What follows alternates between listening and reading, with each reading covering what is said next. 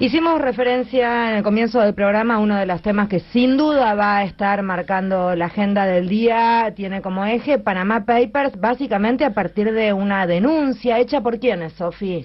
Hecha en concreto por, primero, un diputado del Frente para la Victoria, hablamos de Darío Martínez, hizo la denuncia que terminó recayendo en un juzgado que viene sonando mucho esta semana, el juez Casanelo, nos suena mucho por Lázaro Báez, porque es el hombre que tiene a cargo esa causa. El fiscal Federico Delgado que ha tenido en su haber, ya en su historia como fiscal, causas muy pero muy importantes y que en este caso ha decidido imputar a Mauricio Macri. ¿Qué significa imputarlo? Es plausible de investigación. Claro, es decir, vení, charlemos, es eso. Exactamente. Es eso. A ver, siempre cuando hablaban del gobierno anterior se usaba el término imputar casi como si fuera una carga en sí misma y siempre nosotros aclarábamos que el estar imputado no significa ser culpable. El estar imputado es ir y explicar. De todas maneras, es que se abre la investigación, claro, ¿no? Nos llamaba la atención el que nadie hubiera actuado de oficio, digamos. Ante semejante desglose de sociedades, en fin, cosas confusas, era llamativo que nadie hubiera actuado de oficio. De todas maneras, llegó un momento en el cual evidentemente había que hacer algo, si no era ya desde oficio, desde la vía privada. Ayer Macri decía puntualmente esto. Sé que hay alguna gente preocupada por estas denuncias de los Panama Papers que ha salido y que me ha involucrado a mí.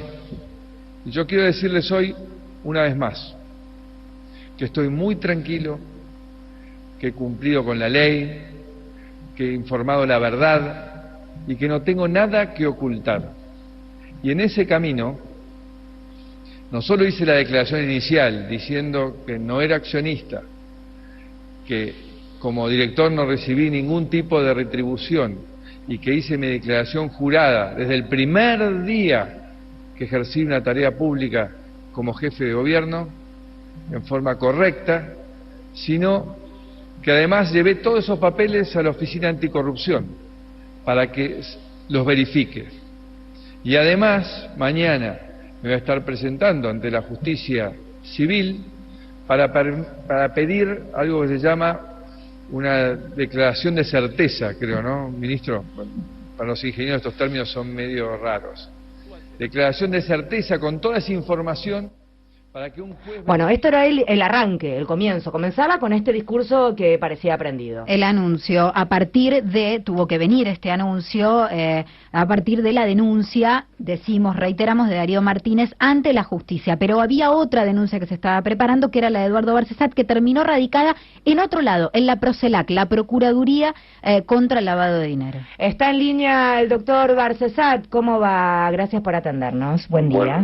Buen día. Aclaro inicialmente que la denuncia la hemos hecho 3 directivos del Instituto Arturo Enrique Sampay, que son los doctores Jorge Cholvis, Alicia de Corti y yo. ¿Cuándo fue radicada esta denuncia, doctor? Esta fue radicada el día jueves a la mañana, ayer.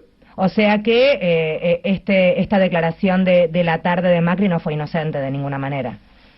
Bueno, más allá de la declaración, quiero poner en conocimiento de la audiencia que estas acciones de certeza para despejar incertidumbres se plantean contra alguien. Cuando se trata de un tema penal, no se utiliza ese mecanismo. Lo que se utiliza es concurrir ante el tribunal y hacer una presentación espontánea ante el tribunal, porque en la acción de certeza no hay contraparte. Buen día, doctor. Sofía Caram, ¿cómo le va? Buen día. ¿Qué es en concreto, porque se presenta ante la justicia civil, qué es en concreto una declaración de certeza?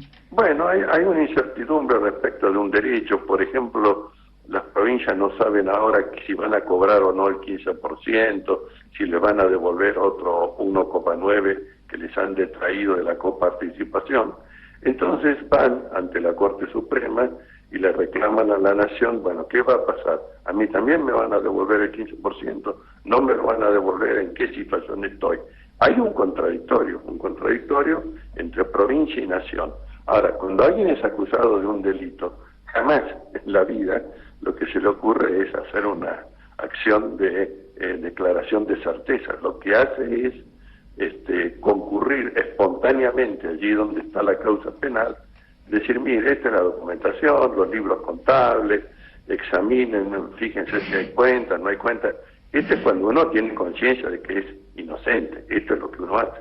Ahora, cuando está en otra situación, entonces fabrica esto, que por supuesto no tiene ninguna admisibilidad procesal, es solamente para, digamos, la comunicación social, pero no para producir un efecto jurídico que tenga alguna incidencia en las causas penales que ha habido o que se han iniciado, que estarán acumuladas porque cuando ya ha prevenido un juez, corresponde a él intervenir en la segunda denuncia, que es en este caso la que radicamos en la Procelac.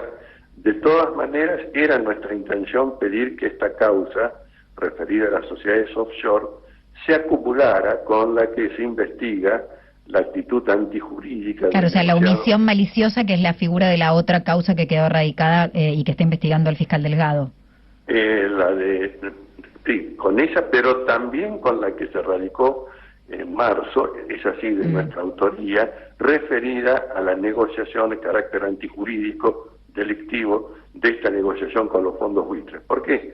Porque hay una estrecha conexión entre los fondos buitres y las sociedades offshore de personajes de la Argentina que han radicado los capitales producto del trabajo y la explotación de recursos y riquezas naturales de la Argentina, las llevan a estas paraísos fiscales y hacen negocios entre los cuales ninguna duda puede haber la titularidad de bonos de la deuda argentina compradas en el mercado secundario, es decir, cuando ya la sociedad, el país estaba en default y por lo tanto se compraban por moneda los títulos para esperar que cuando se recuperara el país pudieran cobrar con pingües ganancias, como es esta negociación espuria con los fondos buitres de Paul Singer, que es el administrador. Los fondos no son todos de él, tendrán una parte, pero hay fondos de muchísimas otras personas que están representadas por Paul Singer, y de ahí esta premura inusitada en buscar de llegar a un arreglo con Paul Singer para, por supuesto, beneficio propio, ¿no? Doctor Barcesat, se sumaron la mayoría de las explicaciones de las figuras políticas que resultaron protagonistas del escándalo del Panama Papers, apuntan a no había movimientos en esas cuentas, eran simplemente sociedades que se escribían y no pasó nada y yo no gané plata con eso. Incluso alega el propio presidente, yo figuraba simplemente como director y no como accionista. ¿Es un argumento válido? Mire, es un argumento tortuoso porque en estas sociedades, y hasta el año 2015, las que se radicaron o constituyeron en Panamá, estas sociedades no tenían titularidad nominal de las acciones, es decir, no se registra en ningún lado quién es el titular de las acciones. Esto se puede investigar solamente a través del examen de los libros contables, particularmente el libro de asistencia a asambleas, a ver quiénes son los que se presentan como accionistas. Ahí recién queda, se corre el velo del anonimato para poder identificar quiénes son los titulares. Pero mucho más importante que esto es saber cuáles son las cuentas, depósitos bancarios, formas de imposición de dinero que tienen estas sociedades, que a veces tienen un capital mínimo en efecto, o distribuyen una utilidad muy insignificante, pero son los dueños de cuentas encriptadas en el sistema financiero, diría, encubridor, que bueno, ha tenido inicio históricamente con Suiza, se propagó a otros países y bueno, finalmente se ha convertido esto en un gran desarrollo de capital financiero clandestino. Bueno, esto, recordemos que la entidad Tax and Justice Network, que es una ONG dedicada a la investigación de los fondos en paraísos fiscales, le atribuye a la Argentina el triste privilegio de tener más de 400.000 millones de dólares, 400.000 millones de dólares en paraísos fiscales.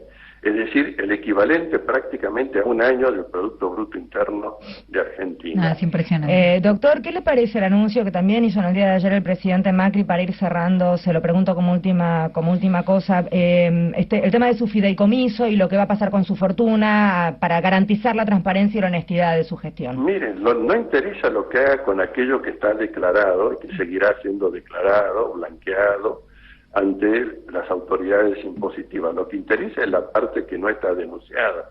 Hacer lo que se les cante en gana respecto a lo que tiene y declarado, y por lo cual paga impuestos, no aporta nada. Lo que aporta es aquello que está escondido, aquello que ha sido sustraído de la Argentina. Esto es lo que interesa, y eso no tiene nada que ver con el anuncio del fideicomiso. De manera que es otro movimiento, diría, pantalla, pero que no tiene ningún efecto sobre lo que hace a la investigación penal, ¿no? Muchísimas gracias, doctor. Hasta pronto. Hasta luego. El doctor Barcesat poniendo claramente, con palabras como corresponde a un docente de la Universidad de Buenos Aires, muy didáctico, muy claro, muy conciso. ¿Entendiste, no? Yo sé que sí.